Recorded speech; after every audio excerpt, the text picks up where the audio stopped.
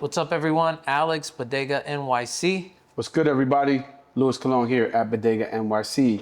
This is episode 15, and we wanted to get into a little bit of the numbers. One of those numbers and stats that we keep eyeing and watching is our new versus returning customer. And right now, our numbers are saying 74% of our customers are new customers. That leaves about 26% of folks are returning customers. And then also notice that our average order rate or average ticket has gone up as well. Again, it's just a trust factor. People come in for the first time, they snoop around, they look at, see what we have, try one of the products, and then once they feel confident, they're like, okay, now I'm gonna get a little bit more. And I think the other part too was adding the ounces and half ounce flour, which helped people come in and buy flour in bulk at a good rate as opposed to piecing together eighths and quarters. I think the bud tenders also play a huge factor as far as their knowledge and experience with the product. That's something you're gonna see on Bud Tender Insights. With that said, we continue to see and reach for a great return of customer and make sure that the experience is top notch. So we'll continue to track that and make sure that those numbers are staying in the right direction. So in the press, we've seen some recalls on product. What's happening in the industry right now?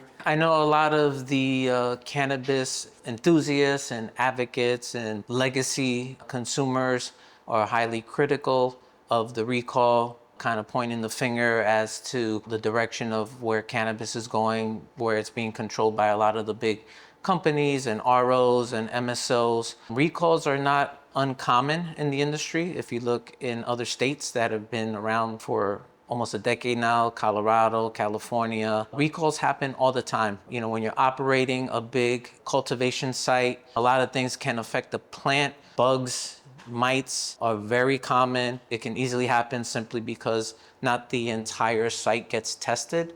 The plants get tested in batches. As retailers, what is our responsibility and what is the direction that we get from OCM on this type of recall? As soon as we get the email from OCM, we pull all the products off the shelf, we put it in quarantine, and then try to contact the customers that have purchased the products because they are entitled to return that product even if they opened it and consumed part of the product, is how we act. So this is episode 15, and for the past year and change that Alex and I have done this podcast, we haven't come up with a name for the show.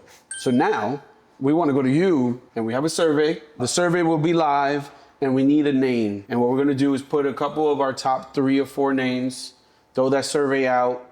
Whatever gets voted is going to be the name of the show. So episode 16 on is based on the survey that you all will hopefully help guide in the direction and the branding of it. And then on that note, We out of here? we out. Peace.